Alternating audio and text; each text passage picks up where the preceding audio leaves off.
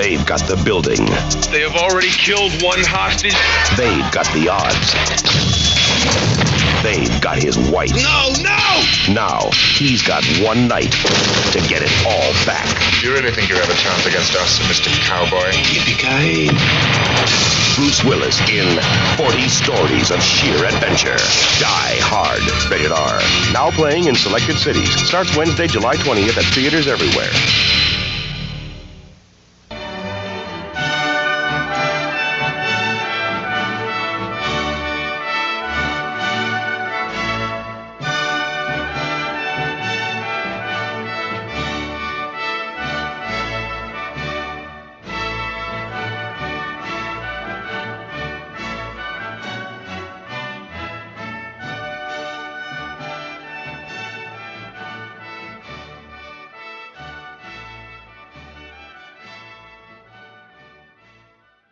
Hello, everyone, and welcome back to Pantheon Plus. My name is Jerome Cuson.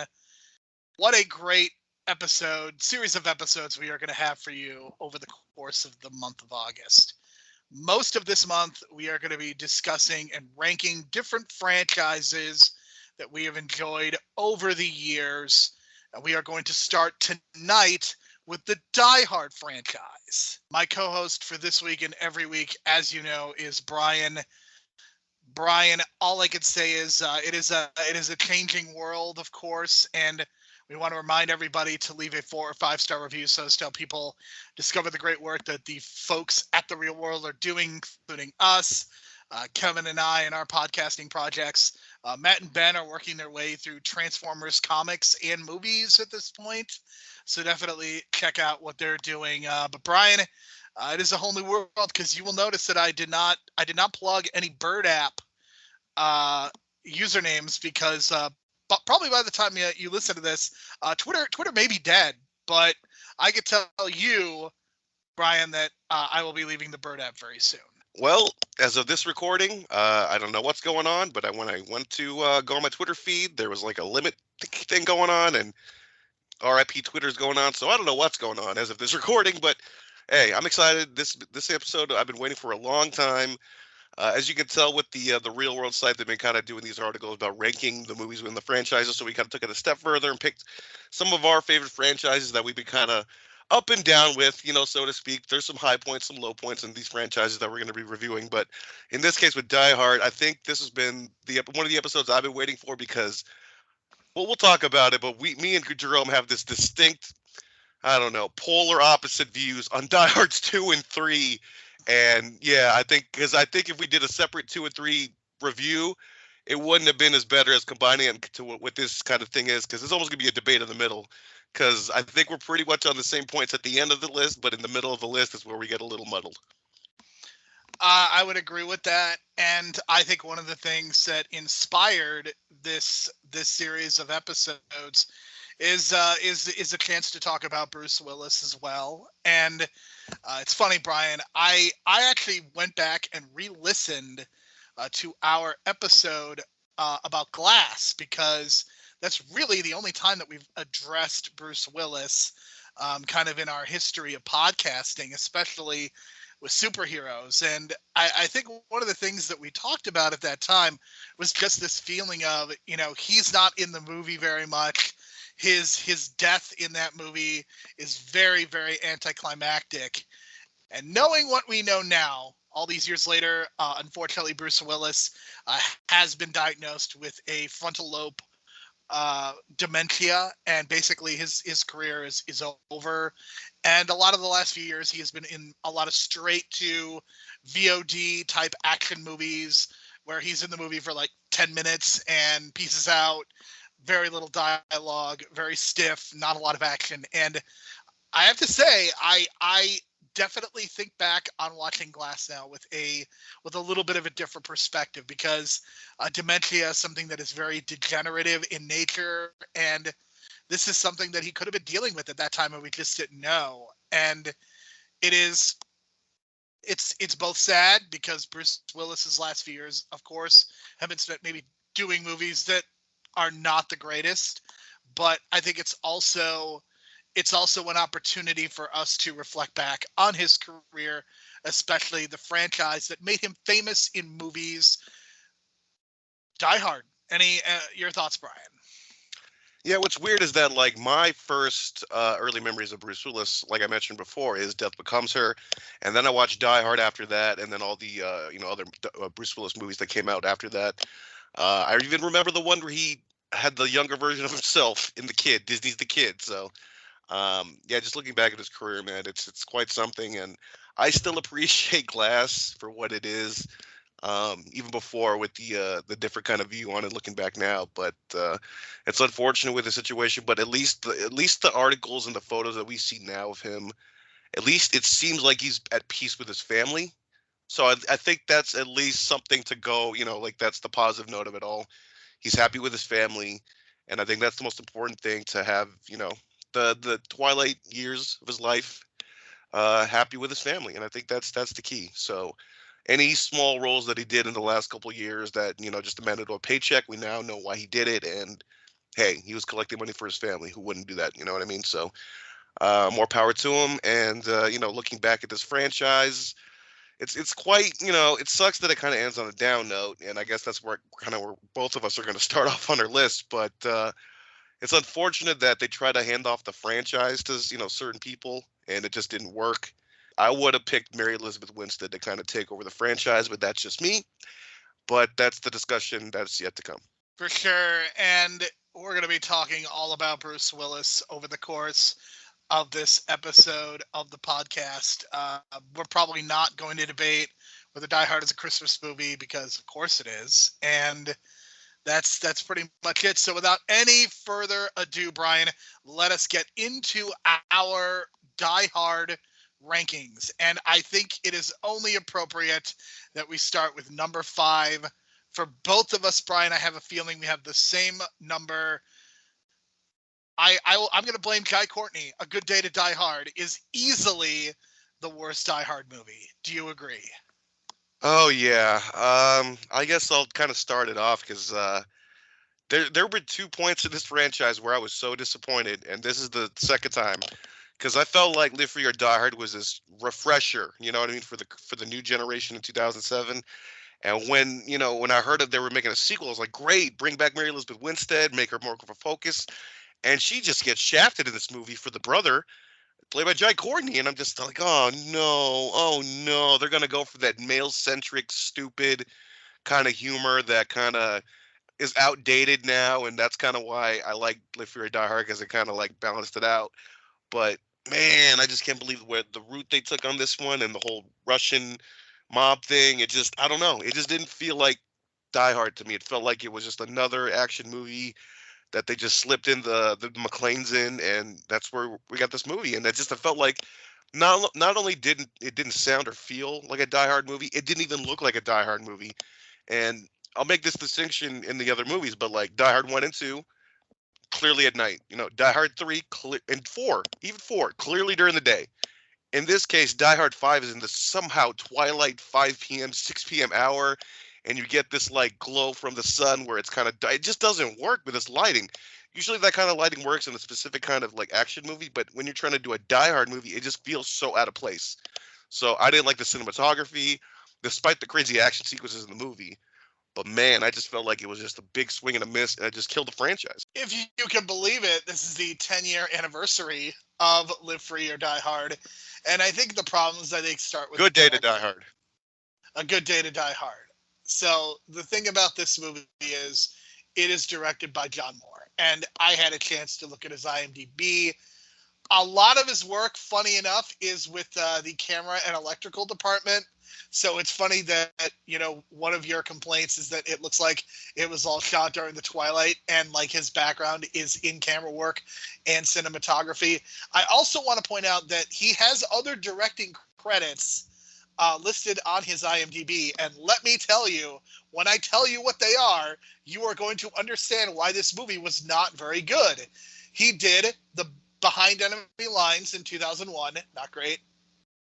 Flight of the Phoenix remake in 2004, The Omen remake in 2006, Max Payne in 2008, which I have seen that movie, and it is an abomination. It is genuinely a really, really terrible movie. I mean, you've got Mark Wahlberg as Max Payne. I remember I saw that movie for free in theaters, and I still wanted my money back. So when you look at his IMDb, you can easily see why this movie was not very good.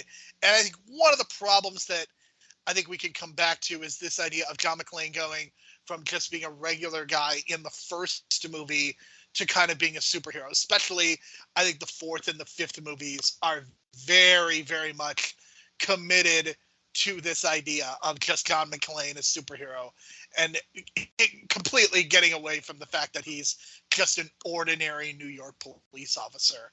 And it's funny to me that we have this movie, A Good Day to Die Hard, that we have just involvements with the Russians, given our current situation.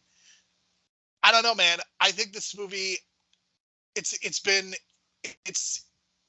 a tough movie to talk about because Guy Courtney is somebody that Hollywood desperately tried to make happen. And you saw Guy Courtney in this movie. You saw Guy Courtney in the Terminator franchise. You saw him even in Suicide Squad.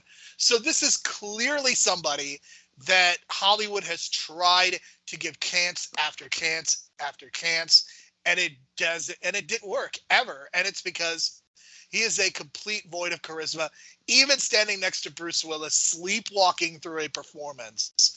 Despite all of that, I mean, this movie is just really bad, and it's really bad in a number of different ways. Just sidelining Mary Elizabeth Winstead, a huge, huge mistake. Putting an emphasis on Guy Courtney, talking about a son we didn't even know that he had. I don't think. When was his son ever mentioned? I don't know, but that daughter was in the first one, right? She was the one that was manipulated into the news reporter, right? That's right. The same. I definitely remember the daughter in the first one, and obviously that is who grows into Mary Elizabeth Winstead in the fourth one. But Live Free or Die Hard is really terrible, and you got a run of these really bad sequels where they're trying to put the sons into the roles of their more charismatic fathers. I'm thinking specifically of the Independence Day sequel as well, which we try to pretend like it never happened, but boy, oh boy, did it. And boy, oh boy, was that also bad. I think that movie is actually worse. But again, I think about just who Guy Courtney is. And I don't know that I think if you put him in certain roles, I don't think he would be terrible.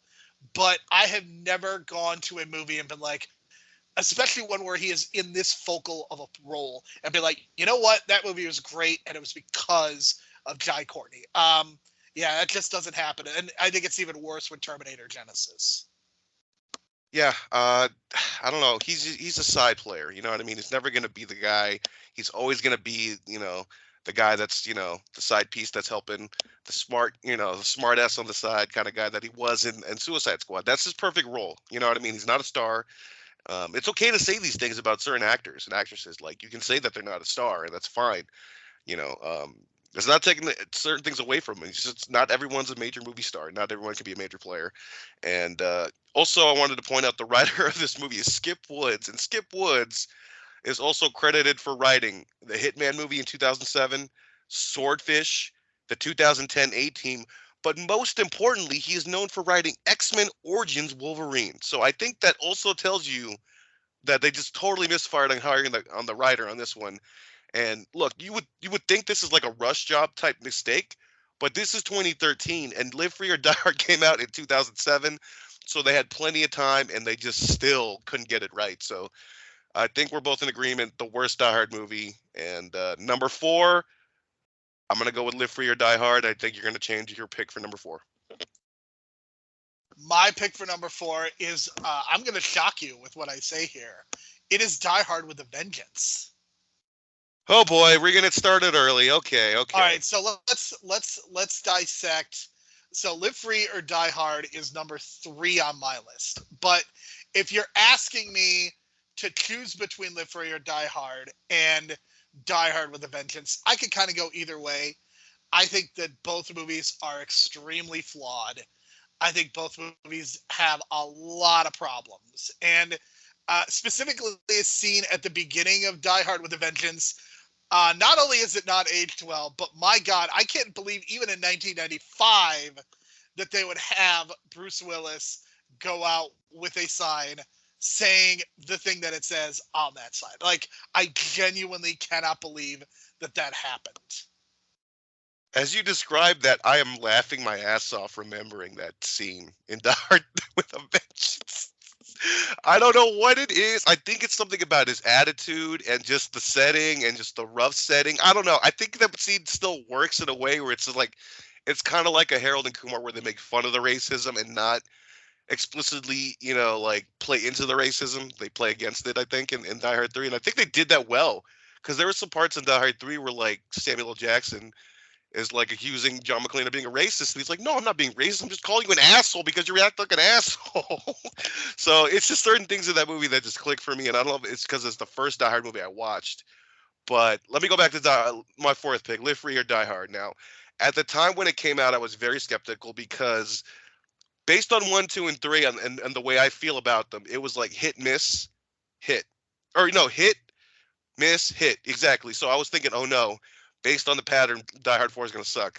So when it came out, I was shocked at like the reviews. It wasn't the high level reviews of the first movie that it got, but it got really fun reviews. And when I watched the movie, I was like, God, this is really fun.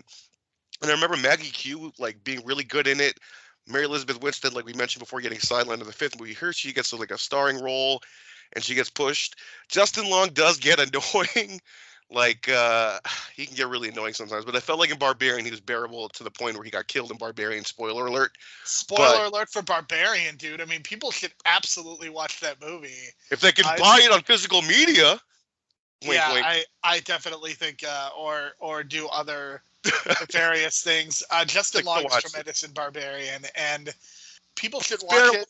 He's bearable in that, but this is like, I don't know. You probably got annoyed with him by the halfway through the movie like I did, right? Because absolutely. I think there's some really good pieces in Die Hard 4. Like, I can watch Die Hard 4, and there are elements where I'm like, okay, this is a fun B movie. This is definitely not Die Hard 1, but there are elements that are working. But again, I think that there's kind of three issues for me. Number one, I think is, again, you're treating John McClane as a superhero.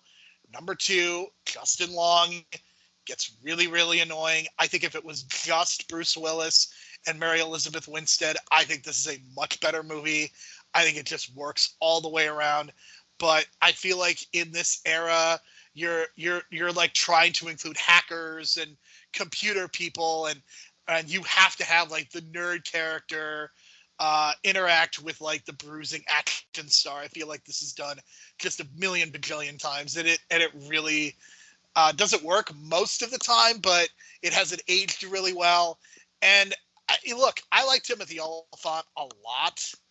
I think if you look at his career and you look at the things that he has done on TV, he is undoubtedly like a Hall of Fame TV level performer because of Justified, because of Deadwood. And like in his movies, it just hasn't worked out as well. I think that's been the problem, is that in terms of his movies, they just haven't been as good. And it sucks because, again, I think he's a really good performer. I just don't think this movie particularly knows what to do with him. So, yeah, it's a very mixed bag. Again, you have a director in Len Wiseman. The only other thing, the things that he has done in his career, when you go and look at his IMDb, he's directed things like, I don't know, the Total Recall remake of 2012 that was devoid of life. He did the first two Underworld movies. So that's kind of what he's known for. And if you look at his most recent projects, it's been a lot of TV. So again, we have a not so great director in the director's chair, and I think it's reflected in the quality of the movie. I would love to see one of these movies get directed by somebody who actually knows what the hell they're doing. Like, if we could have gotten a solid young action director in there, I would love to have seen like what they could possibly do. Like, I don't know if necessarily somebody like the John Wick directors would be appropriate for this, but like if you got a really solid action director in there, I think you could have done something really interesting with the diehards. But instead, we end up with someone like Len Wiseman, who he does these B-level horror movies. Then he gets kind of an upgrade to this, and then back down the ladder he goes, because this movie, while successful, doesn't really show what a good director he is. I get you, and I really like the first Underworld movie. The other Underworlds I'm not really a fan of, and I realize now I'm kind of going out of order because I just realized this is actually my number 3 pick. But if any case, we'll just go backwards in order anyway, and just kind of go backwards in time. But in this case, like, I really like the Kevin Smith cameo. I know people are kind of on Kevin Smith nowadays, but I thought that cameo fit for what it was, being that hacker nerd or whatever. And I do like the fact that, okay, so one of my criticisms of Die Hard 2 is that they stick to the same location, just like in Die Hard 1. In Die Hard 3, they're all over New York. And in this case, they're all over, I think, it's Washington, I believe. And I was digging it, man, when they're going from location to location.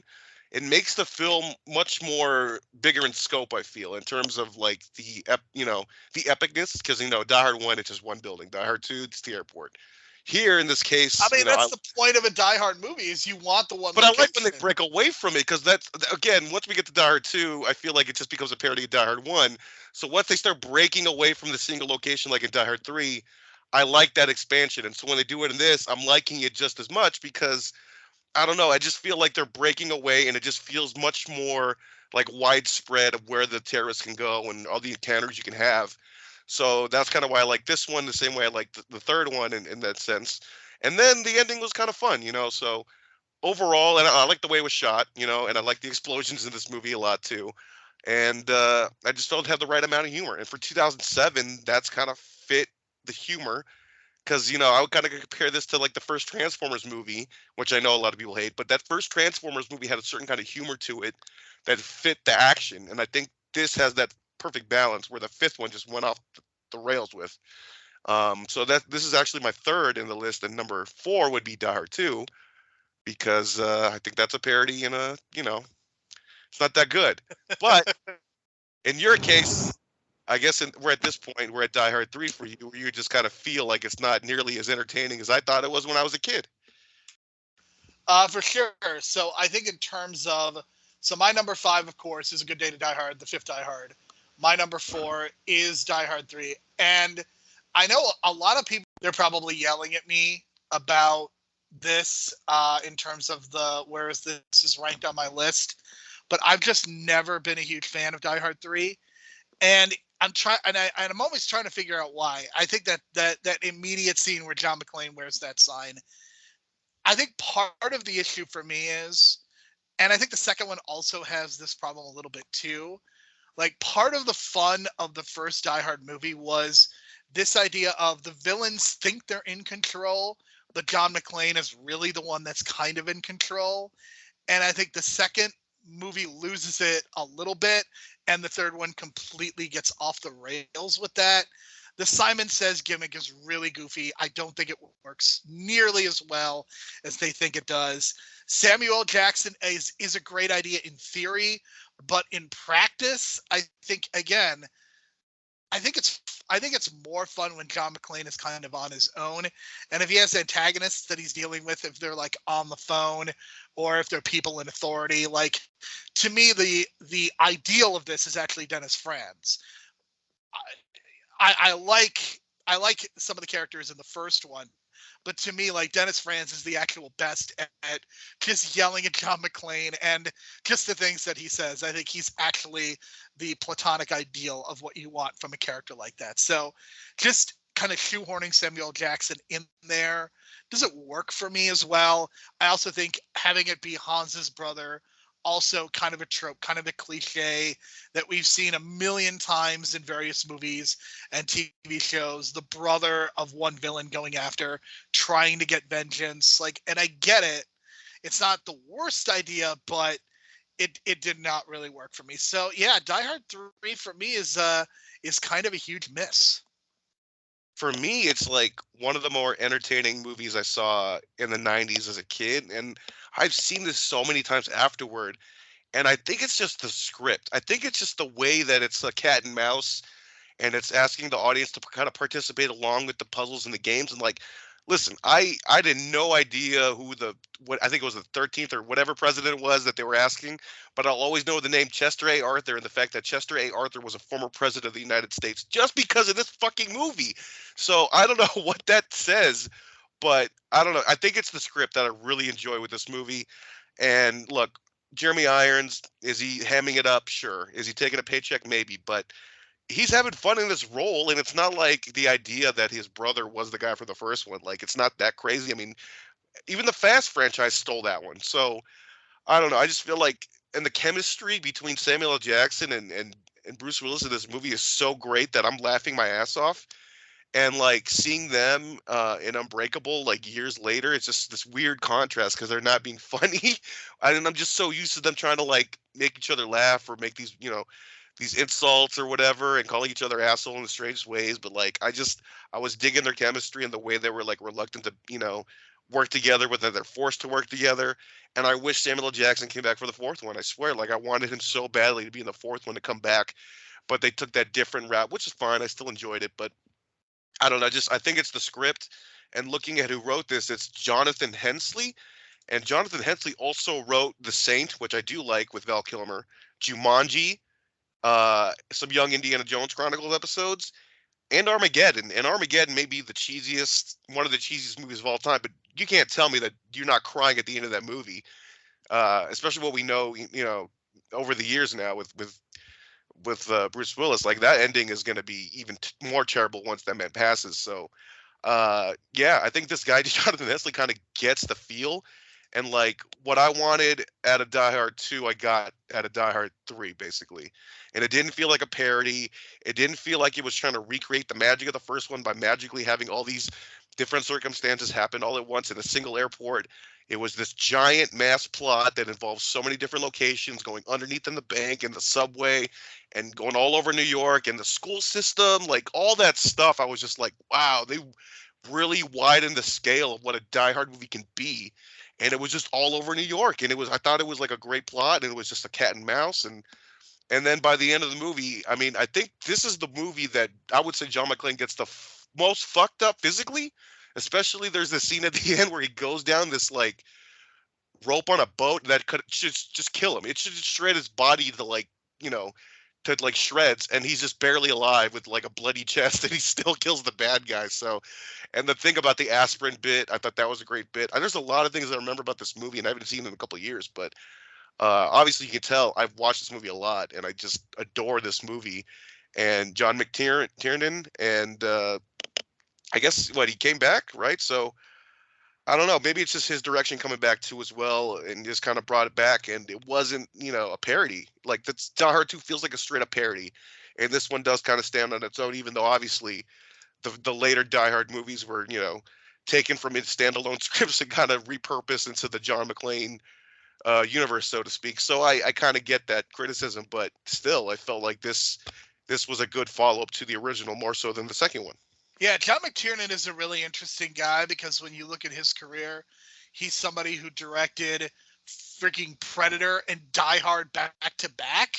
I mean, that's ridiculous. That's insane to think about somebody directing those two movies back to back. Like, I mean, if you want to add Hunt for Red October in there too, I think that also is up there. I would say that's a solid action film, but in my mind, like Predator and Die Hard are like two of the best action movies of all time.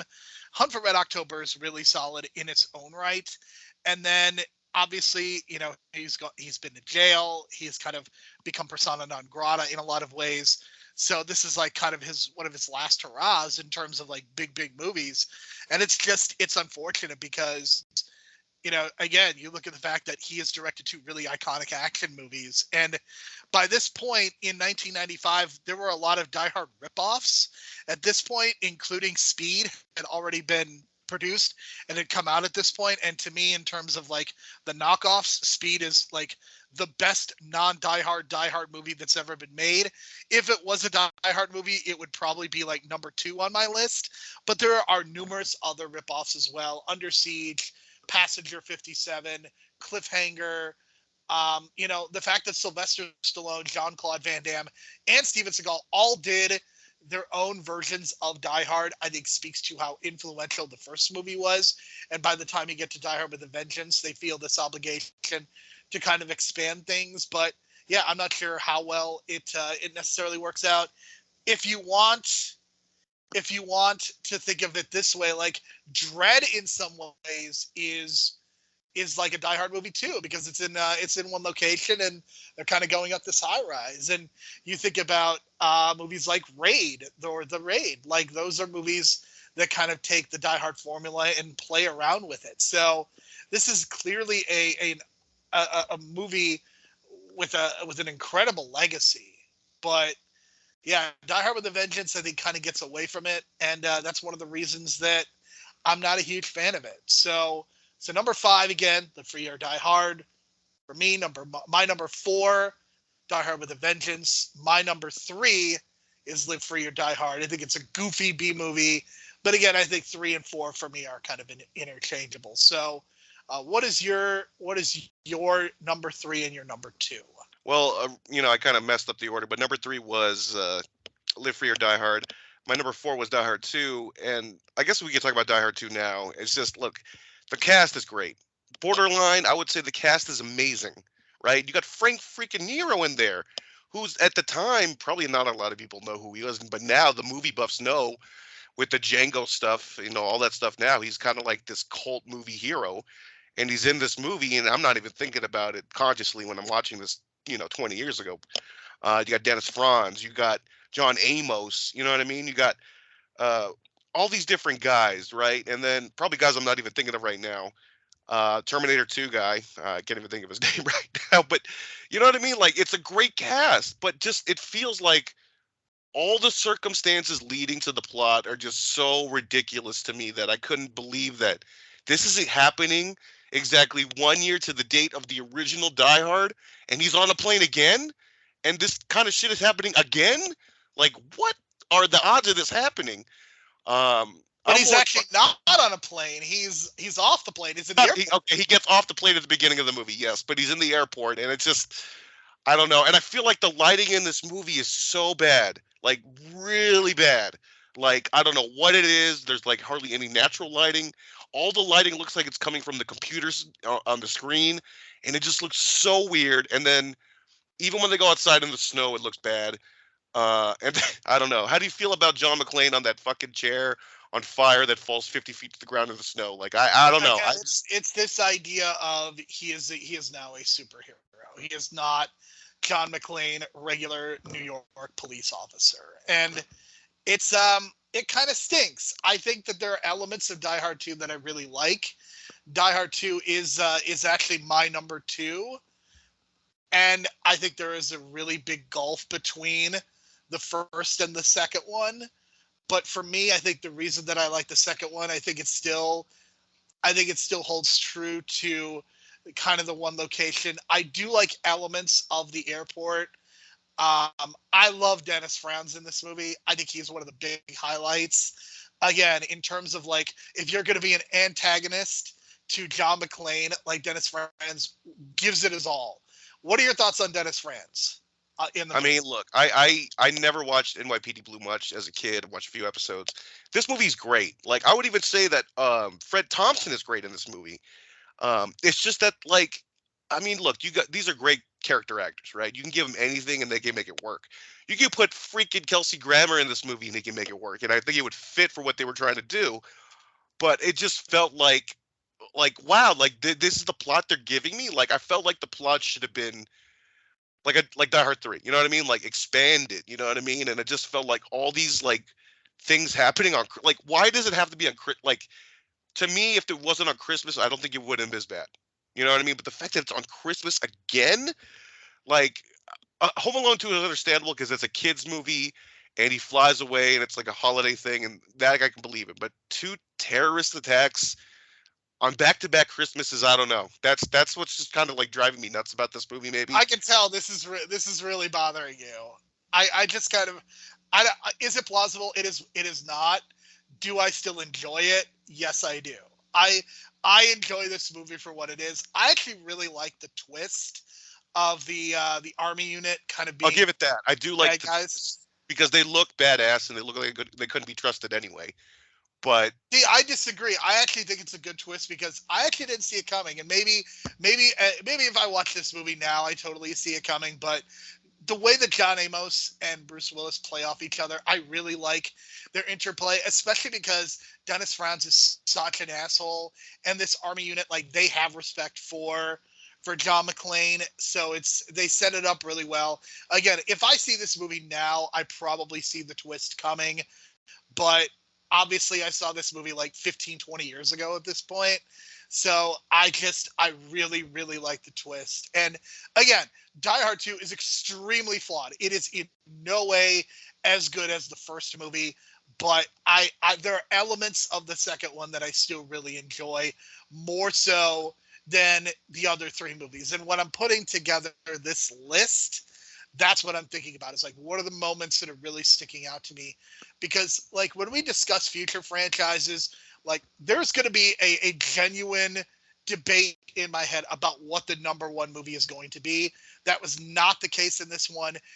And the other thing is that there's a huge quality gulf between like the first and the second movie, and then when you get to the rest of the list. So in my mind, the second movie, I think, still retains enough positive attributes from the first. After watching Presumed Innocent, Brian, and thinking about Die Hard 2, do you think Bonnie Bedelia, did she push anyone out that airplane window, especially William Atherton's character? Think that happened? Because I'm a little dubious. I barely remember the scene, but all I remember is her being, again, shortchanged. I felt like there should have been more emphasis on her, and they should have been like focusing more on their rebuilding that relationship that was obviously like flawed and scarred before the incidents of the first movie. And she's stuck on the plane with the same fucking reporter, man. If she wasn't on the plane with the reporter, I think I'd be less mad too, to be honest, because like it's just okay, 2 terrorist attacks on Christmas, and then you're on the same plane with the fucking reporter from the first one. Oh my God. Like I would have got rid of the reporter. Like he's fine in the first one. He's fine in the Ghostbusters movie. He should have not have been in at all. So that's where I'm kind of at. Because then at this point, it just feels like we're trying to bring in all these elements from the first one to recreate that magic as opposed to expanding. You know what I mean? I want expansion. So I get why you enjoy these moments, but then it's kind of like, for me, it's like, God, I feel like we're just kind of reliving, like, or trying to relive it in a bad way. But I just wanted more Holly Gennaro. You know what I mean? I think at certain points, I think in a different timeline, she would have been almost like a Michelle Yeoh in these type of movies. Like I would have just pushed her more in this one to be even more like a badass, just like John. Like, you know what I mean? But in this case, she's just stuck on the plane. So. And it is what it is. But, you know, and then Reginald Vell Johnson, I felt, got really screwed over. I don't know if it was because he was busy filming Family Matters or whatever, but he should have been a star in this movie. More screen time than the first one, I felt, because he fucking earned it. And I felt like, I don't know. You know what I mean? Like, I think he got screwed over, and the script is just not up to par for what I felt a Die Hard movie should be. But it is what it is, because, I mean, they did get Steven D'Souza was the writer of the first one, and they got him for this one to co-write. So I don't know. It just felt like it was rushed. And I'm not sure if I'm a Rennie Harlan fan, because I do like Deep Blue Sea and I do like Driven. But other than that, it's like Nightmare on Elm Street 4, that's not a good start for your career. So there you go. I mean, I would argue that it is a good start for one's career because you're directing a cheap horror movie that is probably going to make some profit. So I don't necessarily hold him responsible for that movie necessarily. I think you look at like what he does as his follow-up. Instead, I just don't think this movie fundamentally. I mean, Rennie Harlan has had a very odd career, and he has done like a lot of B-level action movies, and I certainly think there are aspects of Die Hard 2 that work, and in some ways this might actually be his best. But quite honestly, when you go from John McTiernan to Rennie Harlan, you are taking a clear step down, and I think that naturally leads us into talking about the best Die Hard no doubt in either of our minds. Of course, the classic Die Hard from 1988, Nakatomi Plaza, Alan Rickman, Bruce Willis, Bonnie Bedelia, Notre Dame and USC playing on Christmas Eve for some reason, Reginald Vell Johnson calling a police and making jokes about ordering a pizza. This is the ultimate Die Hard movie, and I didn't even mention Johnson and Johnson, no relation. Oh my God. I mean, Christmas classic. I mean, we could do a whole episode about this movie, but it's just it's more than just, the quote unquote Christmas classic. It's more than that. It's become like a cultural phenomenon, I would say, in terms of and I would say that's become the last 20 years since the home video, the DVD release, I think has really helped even spread this movie even more into the legendary status, I feel like. Because to me, with the internet and the rise of, internet and social media, everything, more people became aware of Die Hard as the Christmas movie more so than ever because of the memes and gifs and all that shit. So you tie that in with Alan Rickman and what he was able to do in the Harry Potter franchise, and just that iconic role as Snape, and then having this role, it's two of the more iconic roles in movie history in his back pocket. You know what I mean?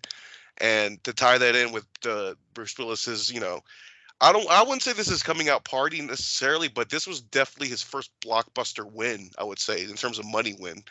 I mean, Moonlighting is a hit TV show. I can't think of some of the other stuff he was doing before this, but this is definitely his breakout blockbuster. There is nothing of note that he did in terms of his movie career. He did a guest spot on Miami Vice that was pretty famous, but I mean, he really good in that one. If you've never seen that one, folks, he's a really good guest actor on that episode. I think it was season 2 was. Yeah, it's one of those things where he was known as a TV actor, and he got $5 million to be in Die Hard. And it's pretty wild because he went on the Michael J. Fox schedule where he was shooting Moonlighting during the day, shooting Die Hard at night.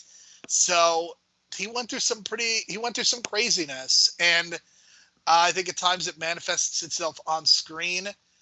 This is just, I mean, it is regarded as one of the best action movies for a reason. And you could do all the parodies, you could do all the knockoffs, you could do all the Die Hard ripoffs that you want. But when it comes down to it, this is genuinely one of the best films that's ever been made. And I will debate anyone on this because, look, is it the best? Of course not. But in terms of action, in terms of what it is able to accomplish in its 2-hour running time, I mean, look, this is a movie that is just over 2 hours, but it does not feel like this movie wastes the time. The plot is really interesting and engaging. I love the idea that this group of terrorists is just basically doing a heist robbery of a bank. Alan Rickman, of course, his performance is legendary at this point. It's tremendous. I think the thing that makes this movie so special is, yes, Bruce Willis is great as John McClane. It is an iconic performance in its own way. But there are so many of the side characters that work. And I think it starts with, of course, Reginald Vell Johnson. Going from a New York police officer in Ghostbusters to a Los Angeles police officer in Die Hard to a Chicago police officer in Family Matters. Yeah, he's great. Paul Gleason as Dwayne T. Robinson is incredible. It's really great. My God, it's so tremendous to watch him after Breakfast Club. William Atherton is Thornburg, just the quintessential asshole. You've got Ellis, just it feels like he's just perpetually walking around with a vial of cocaine, and it's so good. Even the guys who play the Johnson FBI agents are really good. I mean, just the performances across the board in this movie are so good, and without it, nothing else really matters. Yeah, I mean, I think there's a lot of small little things at play here that make this movie work. I would say the editing is very good because, let's give an example. Like, you get these big action sequences in the building, right? Then you cut to outside with some levity with these cops that are just inept, and then you throw in the FBI guys who are inept, and you get all this comedy going on outside with Reginald Vell Johnson just shaking his head the whole time. He's like the only voice of reason with the cops. So you got this dynamic going on outside, and then you cut back and forth. I think that's what makes the pacing so good. Because you mentioned this is 2 hours. Every time I watch this movie, it goes so fast. Like it really goes fast, and I think it's because the cutting between the action and the comedy outside, action, comedy outside, and then when you get John McClane giving the one-liners, and then those one-on-one interactions that lead to bigger interactions later when he has that first one-on-one with Hans Gruber and Hans is pretending to be American. Like that was some great suspense work. You know what I mean? Like it's little things like that. It's like whenever the audience knows something that a character on screen doesn't know, you're always going to get that reaction from the audience where it's going to be super involved, and then they're like, oh my God, does he know? And then it becomes like a cat and mouse kind of game, which that scene was. So there's a lot of great things going on, and there's a lot of attention to detail, like the fact that, at the beginning of the movie, he's stressed out, and what does the guy on the plane tell him? Take your shoes off, take your socks off, and just, put your feet on the carpet and just, put your toes up and down and kind of stretch your feet out. It will relax you. So while he's in the middle of that, the terrorist thing goes on, and boom, he has no shoes or socks for the rest of the movie. That's little details like that set up the bigger overall picture, and then you got him walking through glass throughout the whole movie and just being destroyed physically. And look, yes, the performance from Bruce Willis is very funny. He's on top of his game with the one-liners and the dialogue and the delivery, but the physical performance that he gives in this is just incredible.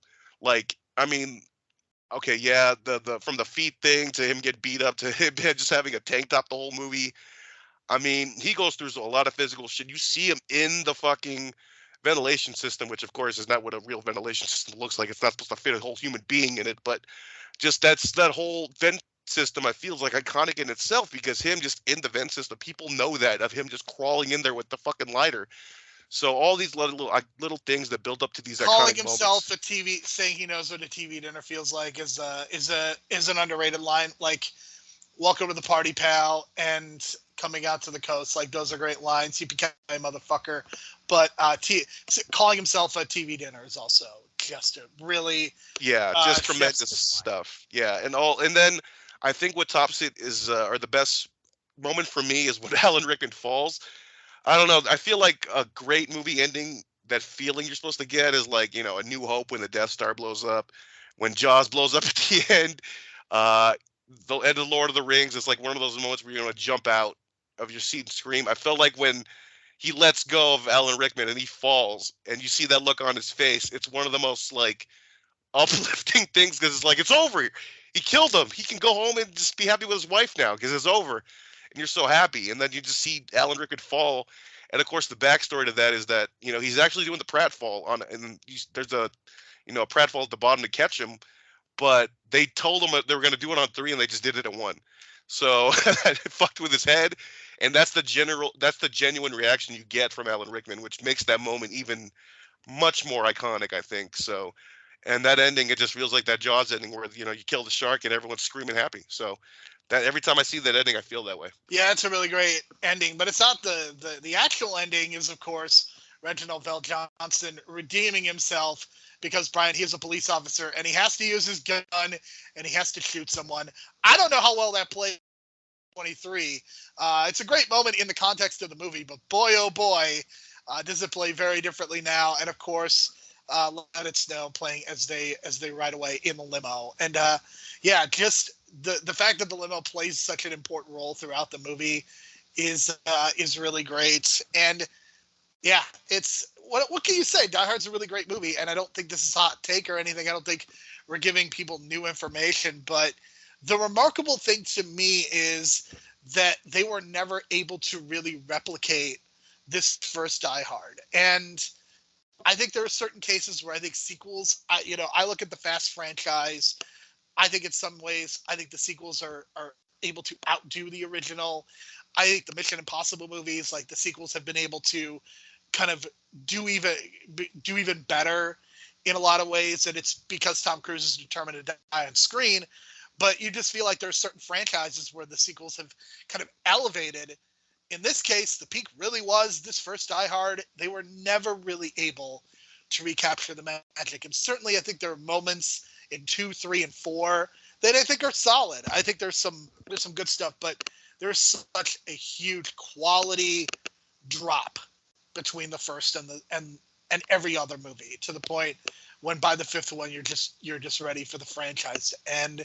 And it sucks because I would have loved to have seen like a solid, a really good Die Hard sequel, even if it's a reboot or more. Like, I almost wish they had anthologized this series instead of making it about John McClane, because I feel like if you had put this formula in other places as other movies have done, I think you would have found some success. I mean, again, we could do a podcast about Speed, and Speed is probably the second best Die Hard movie to ever be made, and it's fitting because it's the cinematographer of Die Hard directing a movie. Yeah, maybe we can save that for one day, because Speed is just, I saw that actually in a theater like 5-6 years ago, and it was almost a full house here in LA, and still that movie gets the same reactions as it did in '94. So we got to talk. Maybe we'll have a Dennis Hopper month or something like that, because I feel like there's some stuff that we kind of ignore of his work that he kind of should get credit for. It's based on, basically, after that Super Mario discussion we had months ago, I kind of look back. It's like, oh, he did Blue Velvet and Texas Chainsaw 2 in the same year. So maybe there's a discussion there to be had, but I don't know. But yeah, in terms of the Die Hards, Die Hard 1 is the best for me. Number 2 on my list, Die Hard with a Vengeance. Number 3, Die Hard 4.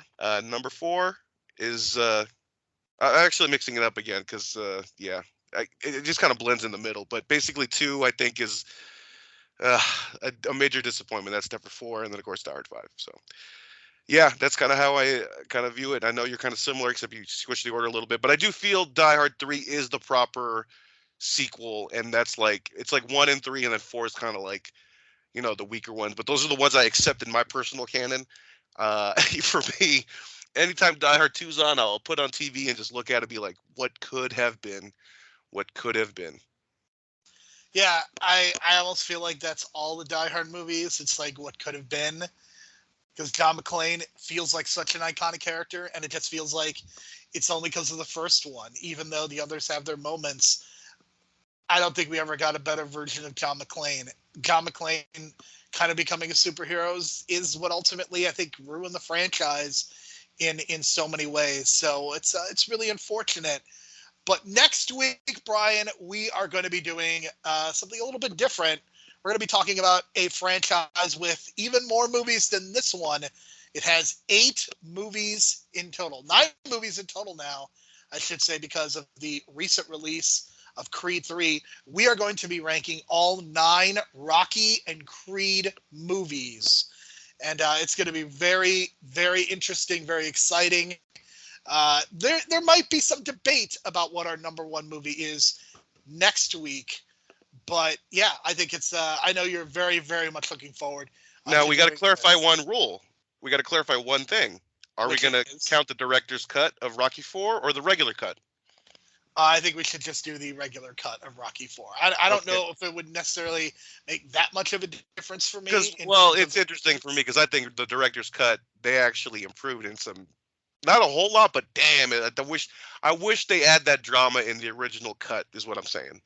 Because they certainly cut a deal amount of the good drama out of that movie to make it more entertaining, I guess. But I don't know. I felt like there were some good performances in the movie that were cut short, literally out of the movie. So I don't know. We could get into this next week, but I don't know that it would make a significant difference in terms of my list between like the best of the best, kind of the middle, and the bottom of the list.